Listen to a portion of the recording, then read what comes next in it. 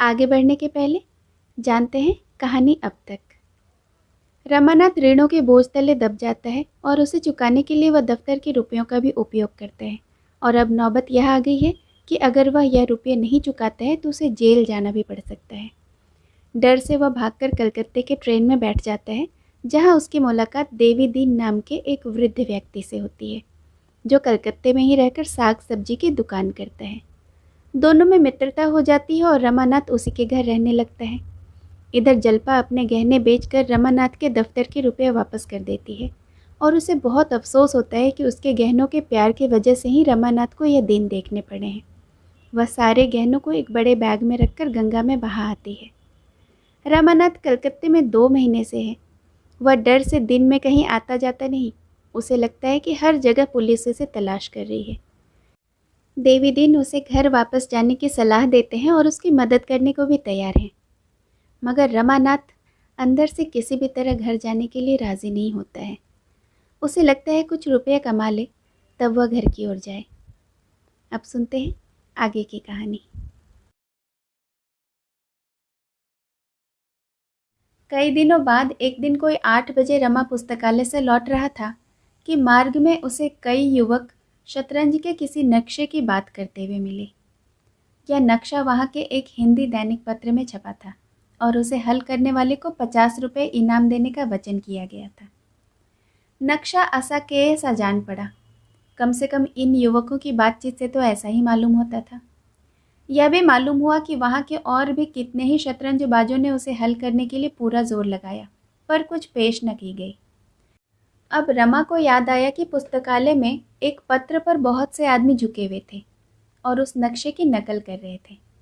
जो आता था 2-4 मिनट तक वह पत्र को देख लेता था। अब मालूम हुआ कि यह बात थी।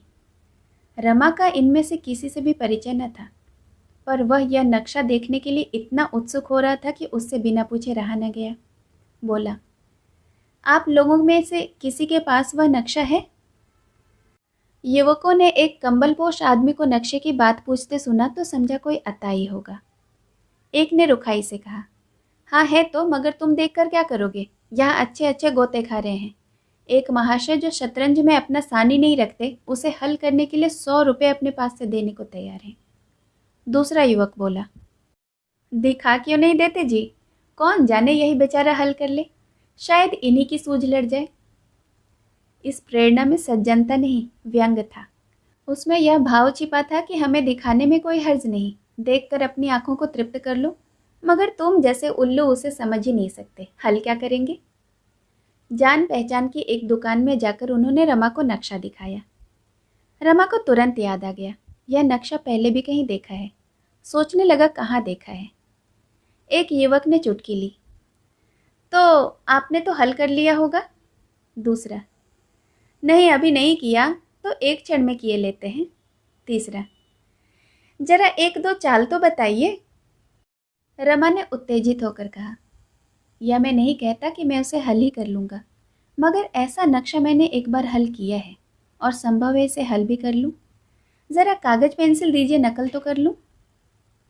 युवकों का अविश्वास अब कुछ कम हुआ। रमा को कागज़ पेंसिल मिल गई। एक क्षण में उसने नक्शा नकल कर लिया और युवकों को धन्यवाद देकर चला। एकाएक उसने फिर मुड़कर पूछा, जवाब किसके पास भेजना होगा? एक युवक ने कहा, प्रजा मित्र के संपादक के पास। रमा ने घर पहुंचकर उस नक्शे पर दिमाग लगाना शुरू किया, लेकिन मोहरों की चालें सोचने की जगह वह यही सोच रहा था कि यह नक्शा कहाँ देखा है।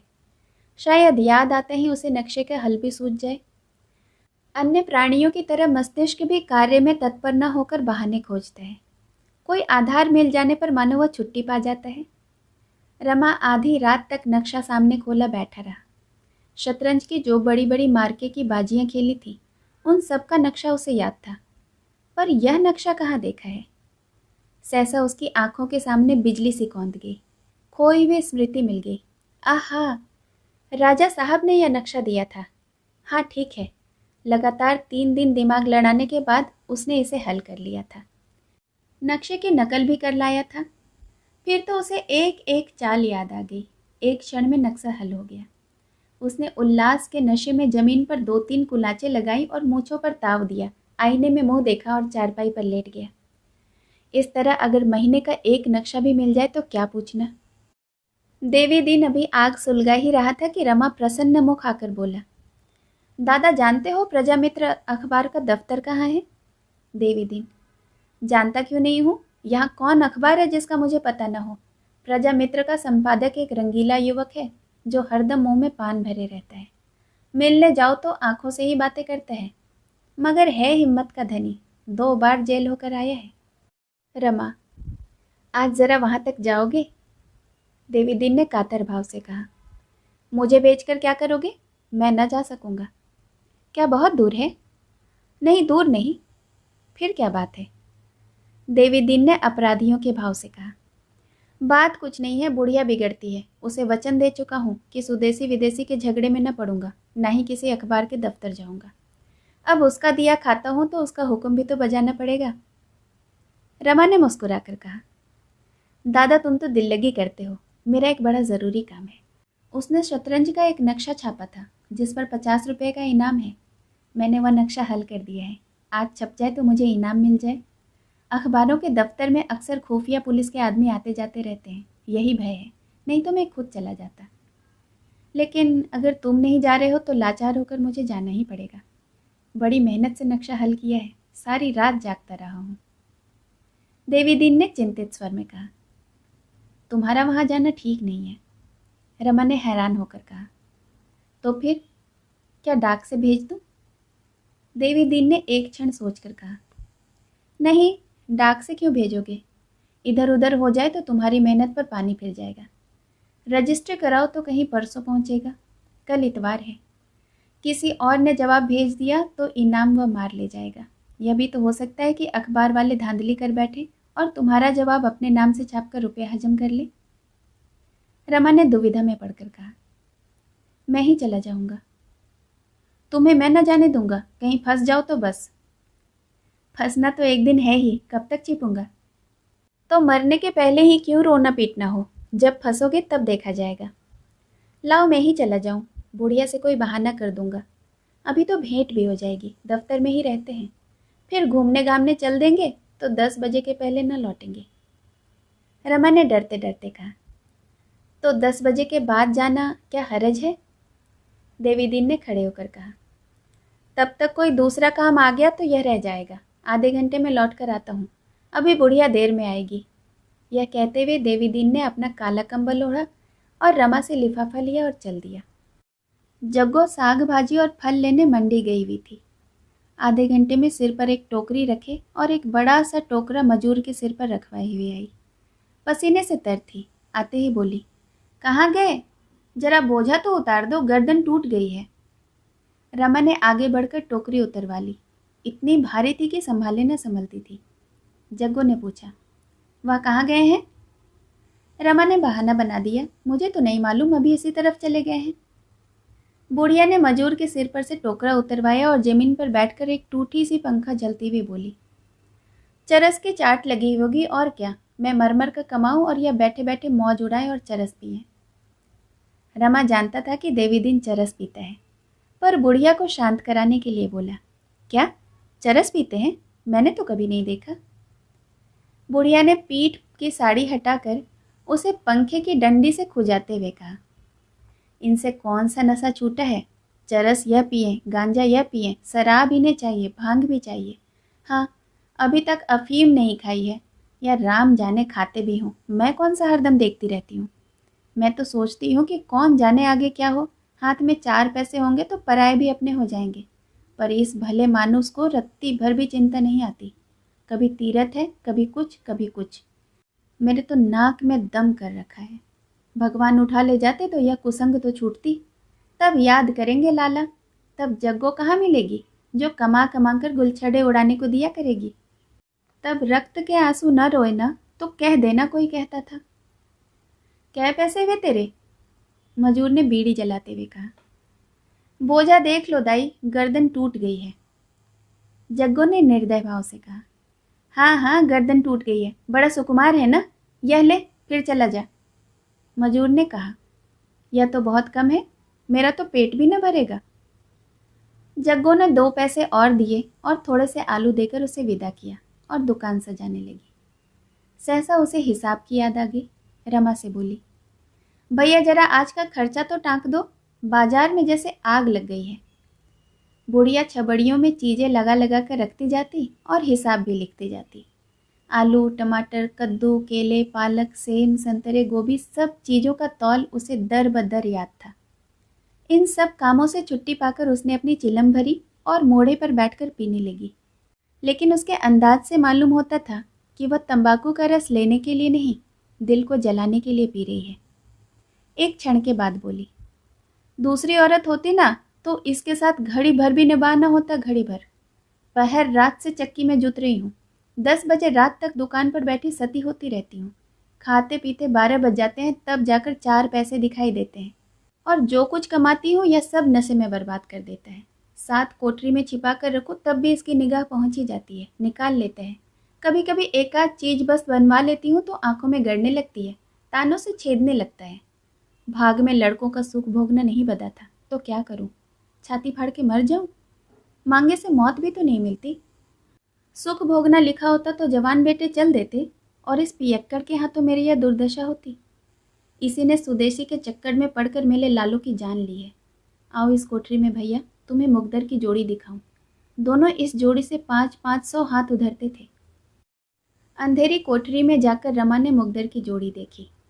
उस पर वार्निश थी, साफ सुथरी, मानो अभी अभी किसी ने उठाकर रख दिया हो।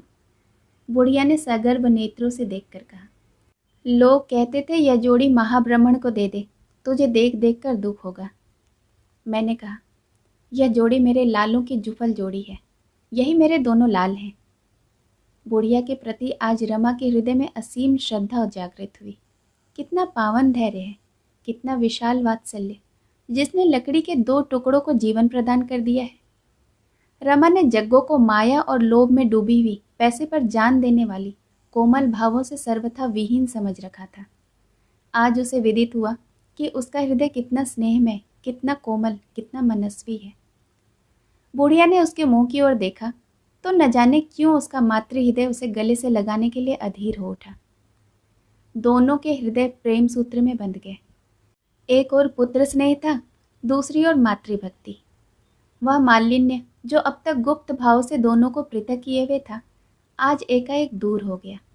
बुढ़िया ने कहा, हाथ मुंह धो लिया है ना बेटा? बड़े मीठे संतरे लाई हूँ, एक चक्कर तो देखो। रमा ने संतरा खाते हुए कहा, आज से मैं तुम्हें अम्मा कहूँगा। बुढ़िया के शुष्क, ज्योतिहीन, ठंडे कृपण नजरों से मोती के 2 बिंदु निकल पड़े। इतने में देवी दिन दबे पांव आकर खड़ा हो गया। बुढ़िया ने तड़प कर पूछा, यह इतने सवेरे किधर की सवारी थी सरकार की? देवी ने सरलता से मुस्कुरा कर कहा, कहीं नहीं, जरा एक काम से चला गया था। क्या काम था, जरा मैं भी तो सुनूं, या मेरे सुनने लायक नहीं है? पेट में दर्द था, जरा वैद्य जी के पास चूरन लेने गया था। झूठे हो तुम, चरस की टोह में गए थे तुम। नहीं, तेरे चरण छूकर कहता हूँ, तू मुझे झूठ मूठ बदनाम करती है। तो फिर कहाँ गए थे? बता तो दिया, रात को 2 कौर ज़्यादा खा गया था, सो पेट फूल गया था। झूठ, बिल्कुल झूठ। तुम चाहे झूठ बोलो, तुम्हारा मुंह साफ कह देता है, यह बहाना है। चरस, गांजा, इसी टोह में गए थे तुम, मैं एक न मानूंगी। तुम्हें इस बुढ़ापे में नशे की सोचती है? यहाँ मेरी मरण हुए जाती है। सवेरे के गए 9 बजे लौटे हो, जाने यहाँ कोई इनकी लौंडी बैठी हुई है। देवी दीन ने एक झाड़ू लेकर दुकान में झाड़ू लगाना शुरू किया, पर बुढ़िया ने उसके हाथ से झाड़ू छीन लिया और पूछा, तुम कहाँ थे? जब तक यह न बताओगे भीतर न घुसने दूंगी। देवीदास ने सिर पिटाकर कहा, क्या करोगी पूछकर? एक अखबार के दफ्तर में गया था, जो चाहे कर लो। बुढ़िया ने माथा टोक कर कहा, तुमने फिर वही लत पकड़ी? तुमने कान पकड़ा था ना कि अब कभी अखबार के नज़दीक न जाऊंगा। बोलो, यही मुंह था या कोई और? तो बात तो समझती नहीं, बस बिगड़ने लगती है। खूब समझती हूँ। अखबार वाले दंगा मचाते हैं और गरीबों को जेल ले जाते हैं। आज 20 साल से यही देख रही हूँ। वहाँ जो आता जाता है पकड़ लिया जाता है। तलाशी तो आए दिन हुआ करती है। क्या बुढ़ापे में जेल की रोटियां तोड़ोगे? देवी दीन ने लिफाफा रमानाथ को देकर कहा, यह रुपये हैं भैया, गिन लो। देख, यह रुपये वसूल करने गया था, जी न मानता हो तो आधे ले ले। बुढ़िया ने आंखें गड़ा कर कहा। अच्छा, तो तुम अपने साथ इस बेचारे को भी डुबोना चाहते हो? तुम्हारे रुपये में आग लगा दूंगी। तुम रुपये मत लेना भैया, जान से हाथ धोओगे। अब सेंत मेंत आदमी नहीं मिलते तो सब लालच दिखाकर लोगों को फंसाते हैं। बाजार में पहरा दिलवाएंगे, अदालत में गवाही करवाएंगे। फेंक दो रुपये को, जितने रुपये चाहो मुझसे ले लो। जब रमानाथ ने सारा वृतांत कहा तब जाके बुढ़िया का चित्त शांत हुआ। तनी हुई भवें ढीली पड़ गई, कठोर मुद्रा नर्म हो गई। मेघपट को हटाकर नीला आकाश हंस पड़ा, विनोद करके बोली, इसमें से मेरे लिए क्या लाओगे बेटा? रमा ने लिफाफा उसके सामने रखकर कहा, सभी तो तुम्हारे हैं अम्मा, मैं रुपया लेकर क्या करूँगा? घर क्यों नहीं भेज देते? इतने दिन हो आए, कुछ भेजा नहीं। मेरा घर यही है अम्मा, कोई दूसरा घर नहीं। बुढ़िया का मातृत्व वंचित हृदय गदगद हो उठा। इस मातृभक्ति के लिए कितने दिनों से उसकी आत्मा तड़प रही थी।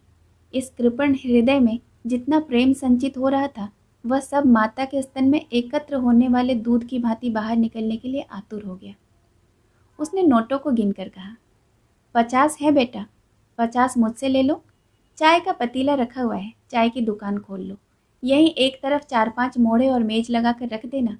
2-2 घंटे सांझ सवेरे बैठ जाओगे तो गुजर भर को मिल जाएगा। हमारे जितने ग्राहक आएंगे उनमें से कितने ही चाय भी पी लेंगे।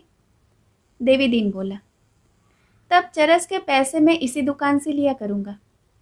बुढ़िया ने व्यसित और पुलकित नज़रों से देखकर कहा, कौड़ी कौड़ी का हिसाब लूँगी, इस उधेड़ बुन में न रहना। रमा अपने कमरे में गया तो उसका मन बहुत प्रसन्न था। आज उसे कुछ वही आनंद मिल रहा था जो अपने घर में भी कभी न मिला था। घर पर जो स्नेह मिलता था वह उसे मिलना ही चाहिए था। यहाँ जो स्नेह मिला वह मानो आकाश से टपका था।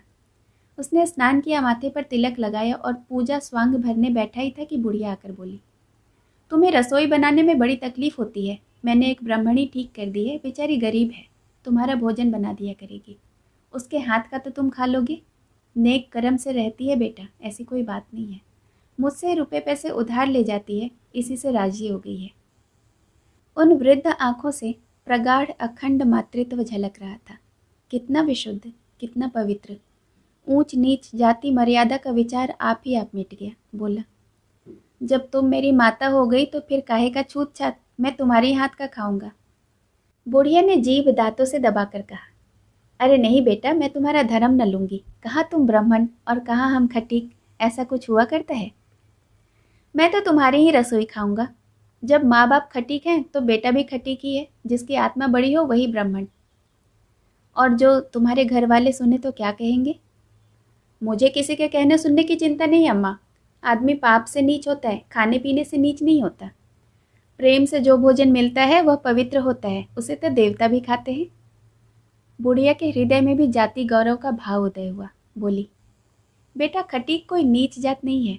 हम लोग ब्राह्मण के हाथ का भी नहीं खाते, कहार का पानी तक नहीं पीते, मांस मछली हाथ से छूते तक नहीं।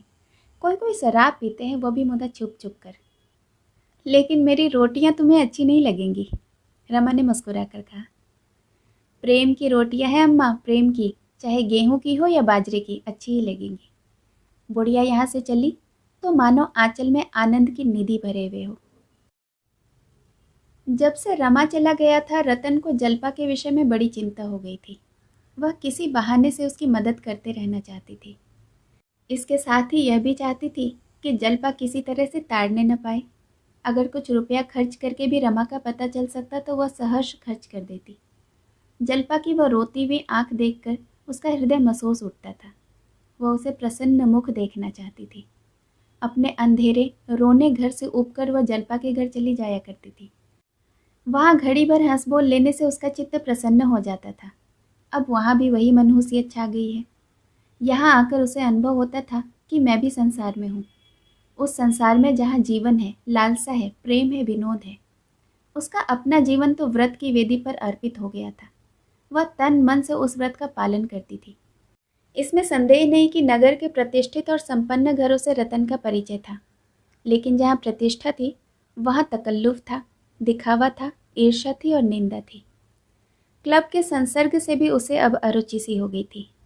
वहाँ विनोद अवश्य था, क्रीड़ा अवश्य थी, किंतु पुरुषों के आतुर नेत्र भी थे, विकल हृदय भी थे, उन्मत्त शब्द भी थे। जल्पा के घर अगर वह शान न थी, वह दौलत न थी, तो वह दिखावा भी न था, वह ईर्ष्या भी न थी। रमा जवान था, रूपवान था, चाहे रसिक भी हो, पर रतन को अभी तक उसके विषय में संदेह करने का कोई अवसर न मिला था, और जल्पा जैसी सुंदरी के रहते हुए उसकी संभावना भी नहीं थी। एक दिन वह ग्रामोफोन लाई और शाम तक बजाती रही। दूसरे दिन ताज़े मेवों की एक कटोरी लाकर रख गई। जब आती तो कोई न कोई सौगात लिए आती थी। अब तक वह जागेश्वरी से बहुत कम मिलती थी, पर अब बहुधा उसके पास भी आकर बैठती और इधर उधर की बातें करती। कभी कभी उसके सिर में तेल डालती और बाल गूंथती। गोपी और विश्वंभर को भी अब उससे स्नेह हो गया था। वकील साहब को भी अब रमा के घर वालों से कुछ आत्मीयता सी हो गई थी। बार बार पूछते रहते, रमा बाबू का कोई खत आया, कुछ पता लगा, उन लोगों को कोई तकलीफ तो नहीं। एक दिन रतन आई तो उसका चेहरा उतरा हुआ था, आंखें भारी हो रही थी। जल्पा ने पूछा, आज जी अच्छा नहीं है क्या?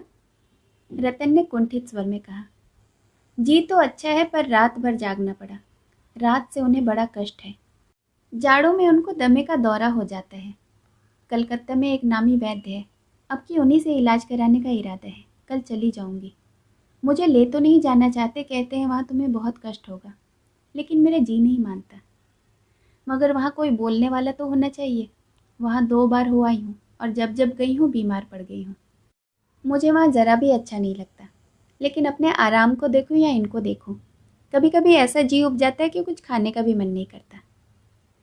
जल्पा ने सशंक होकर कहा, यहाँ किसी वैद्य को नहीं बुलाया? यहाँ के वैद्य को तो देख चुकी हूँ बहन, वैद्य डॉक्टर सबको देख चुकी। तो कब तक आओगी? कुछ ठीक नहीं, उनकी बीमारी पर है। 1 सप्ताह में आऊँ, महीने 2 महीने लग जाएं, क्या ठीक, मगर जब तक बीमारी की जड़ न टूट जाएगी ना आऊँगी। विधि अंतरिक्ष में बैठी हंस रही थी। जल्पा मन ही मन मुस्कुराई कि जिस बीमारी की जड़ जवानी में न टूटी, बुढ़ापे में क्या टूटेगी। लेकिन इस सदीक्षा से सहानुभूति न रखना असंभव था। बोली, ईश्वर चाहेंगे तो वह वहाँ से जल्दी अच्छे होकर लौटेंगे बहन। तुम भी चलती तो बड़ा आनंद आता। जल्पा ने करुण भाव से कहा, क्या चलूँ बहन, जाने भी पाऊँ? यहाँ दिन भर यह आशा लगती है कि कोई खबर मिलेगी, और वहाँ मेरा भी जी घबराया करेगा। मेरा दिल तो कहता है कि बाबूजी कलकत्ते में ही हैं। तो जरा इधर उधर खोजना, अगर कहीं पता मिले तो मुझे तुरंत खबर देना। यह तुम्हारे कहने की बात नहीं है जल्पा, यह मुझे मालूम है। खत तो बराबर भेजती रहोगी ना? हाँ अवश्य, रोज नहीं तो दूसरे दिन ज़रूर लिखा करूँगी, मगर तुम भी जवाब देना। जल्पा पान बनाने लगी। रतन उसके मुंह की ओर अपेक्षा के भाव से ताकती रही, मानो कुछ कहना चाहती है और संकोचवश कह नहीं सकती। जल्पा ने पान देते समय उसके मन का भाव ताड़कर कहा, क्या है, क्या कहना चाहती हो?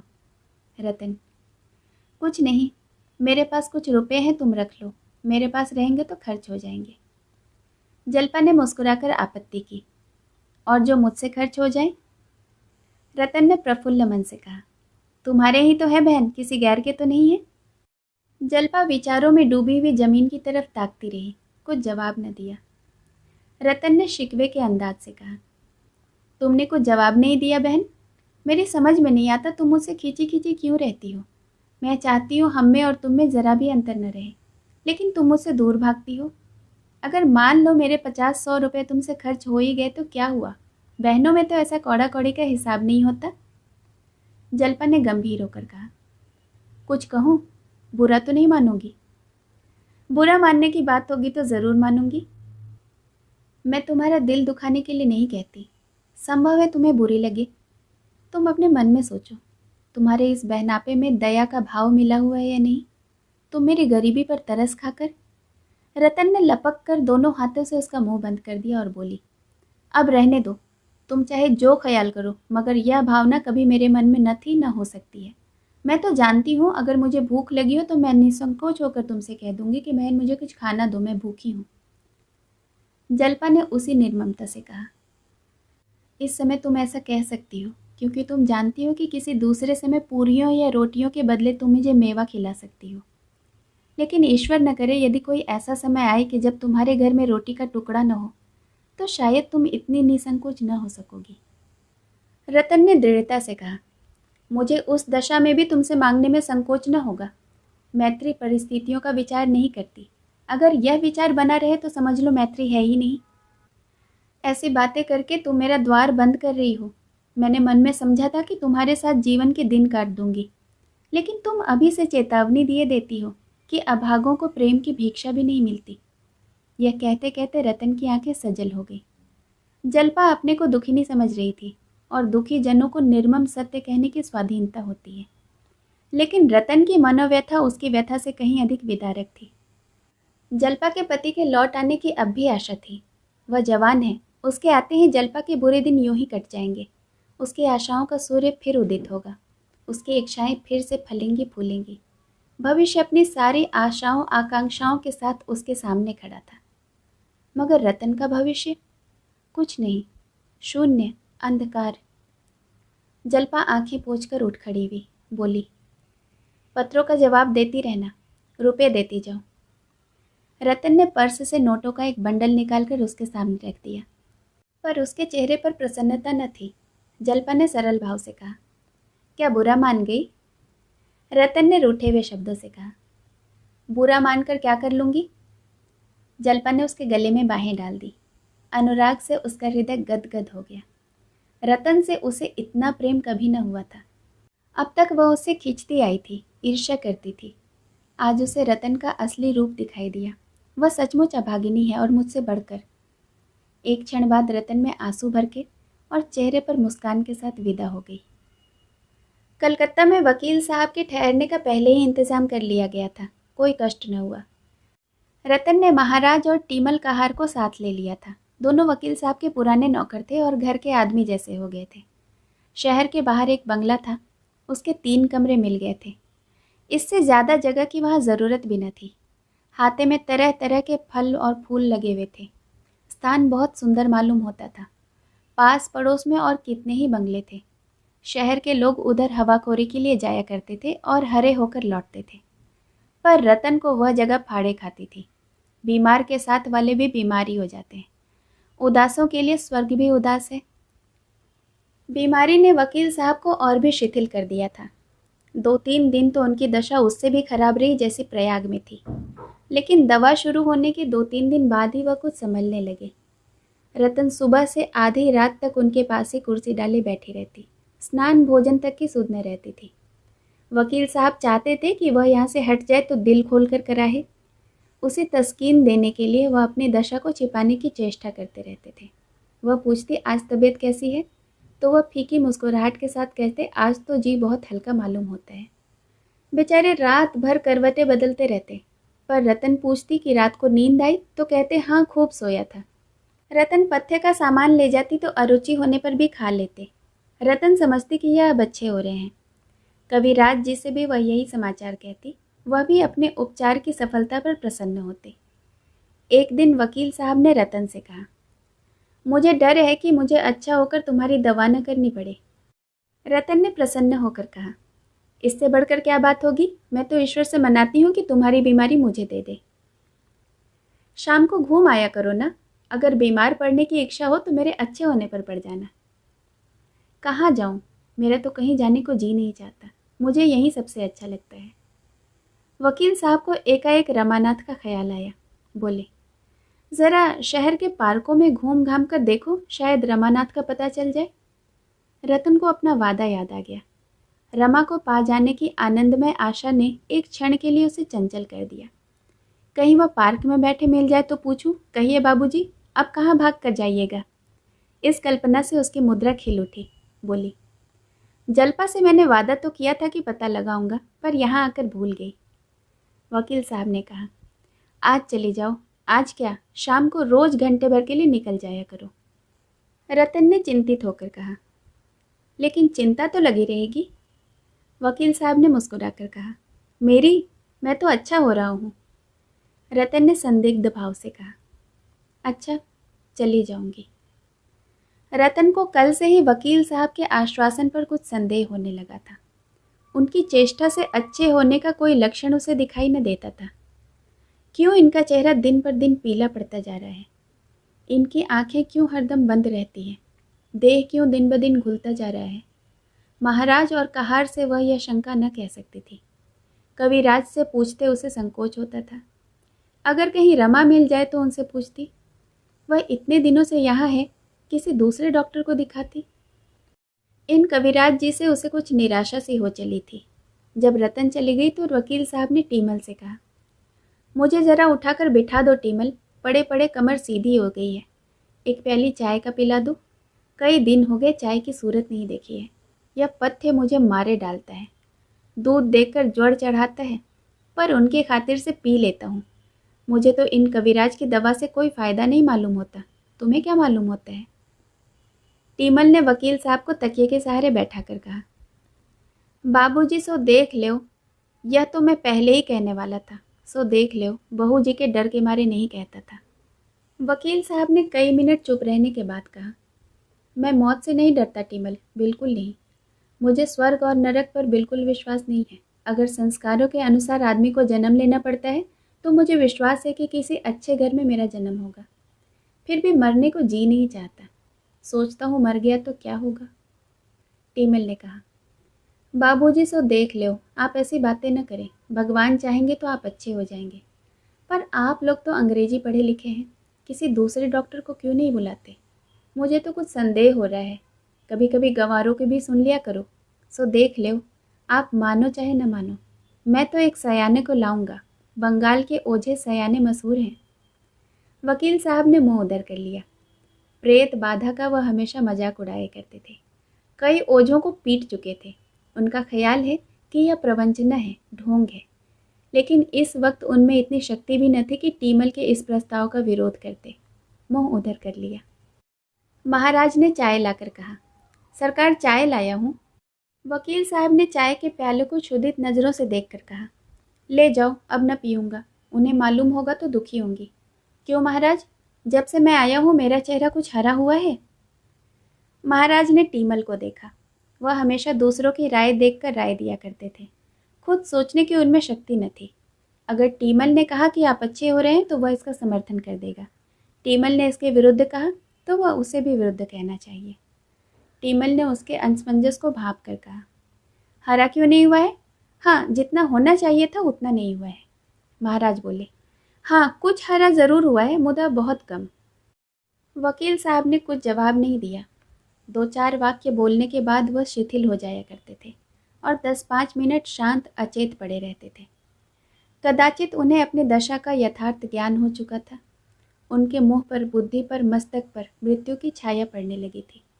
अगर कुछ आशा थी तो इतनी ही कि शायद मन की दुर्बलता से उन्हें अपनी दशा इतनी हीन मालूम होती हो। कभी कभी सांस ऊपर की ऊपर रह जाती थी। जान पड़ता था अब प्राण निकला।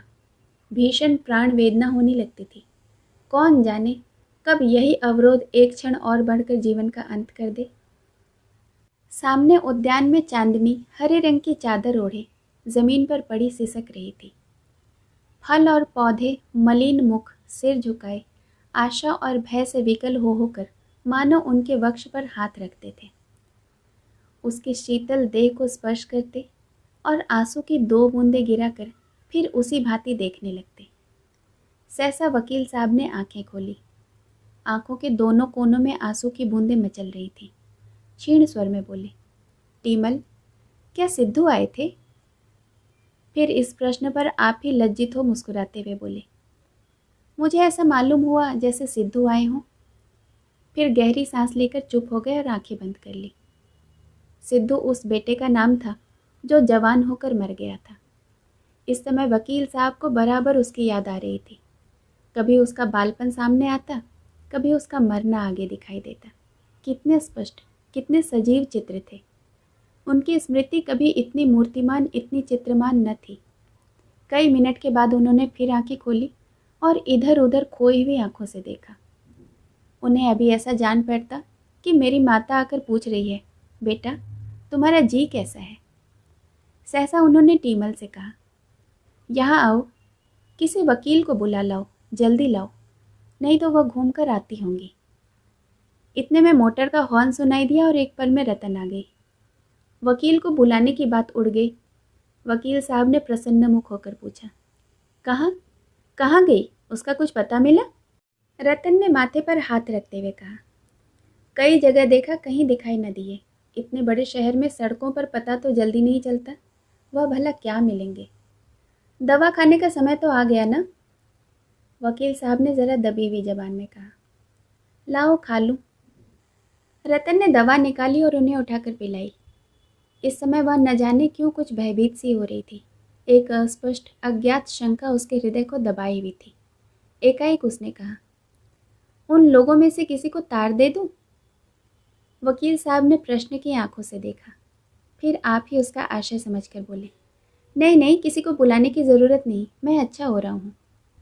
फिर एक क्षण के बाद सावधान होने की चेष्टा करके बोले, मैं चाहता हूँ कि अपनी वसीयत लिखवा दूँ। जैसे एक शीतल तीव्र वाण रतन के पैर से घुसकर सिर से निकल गया। मानो उसकी देह के सारे बंधन खुल गए, उसके अवयव बिखर गए, उसके मस्तिष्क के सारे परमाणु हवा में उड़ गए। मानो नीचे से धरती निकल गई, ऊपर से आकाश निकल गया, और अब वह निराधार, निस्पंद, निर्जीव खड़ी है। अवरुद्ध अश्रुकंपित कंठ से बोली, घर से किसी को बुलाऊं? यहाँ किसी से सलाह ली जाए? कोई भी तो अपना नहीं है। अपनों के लिए इस समय रतन अधीर हो रही थी। कोई भी तो अपना होता जिस पर वह विश्वास कर लेती, जिससे सलाह ले लेती। घर के लोग आ जाते तो दौड़ धूप करके किसी दूसरे डॉक्टर को बुलाते। वह अकेली क्या करे? आखिर भाई बंद किस दिन काम आवेंगे? संकट में ही अपने काम आते हैं। फिर यह क्यों कहते हैं कि किसी को मत बुलाओ?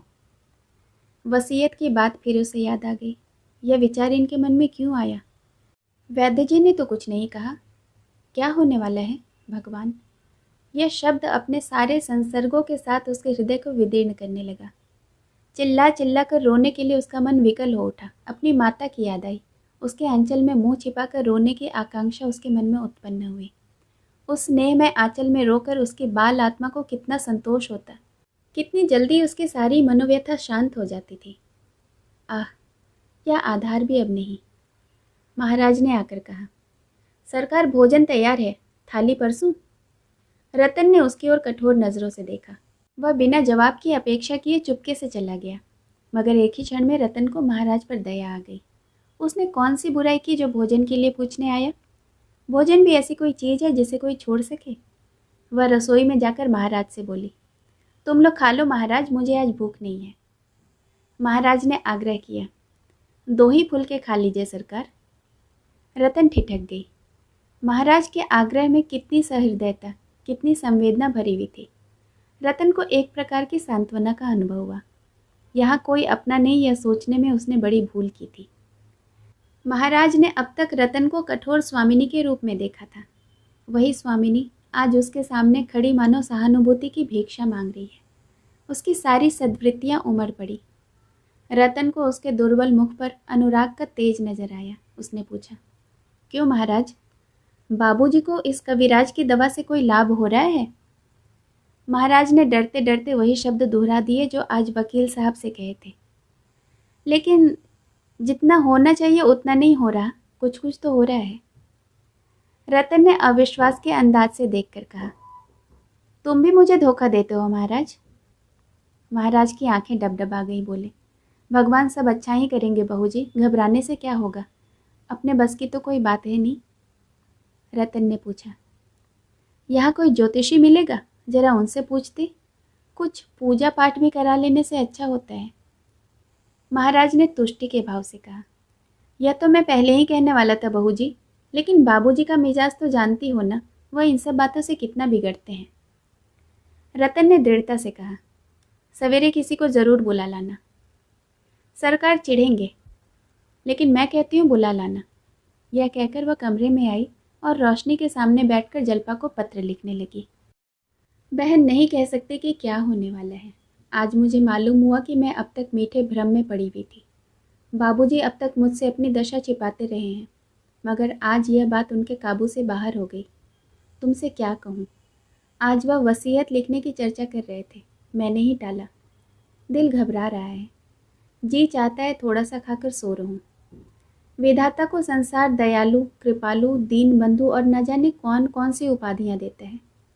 मैं कहती हूँ उससे निर्दयी, निर्मम, निष्ठुर और कोई शत्रु नहीं हो सकता। पूर्व जन्म का संस्कार केवल मन को समझाने की चीज़ है। जिस दंड का हेतु ही हमें न मालूम, उस दंड का मूल्य ही क्या, वह तो ज़बरदस्ती की लाठी है जो आघात करने के लिए कोई कारण गढ़ लेती है।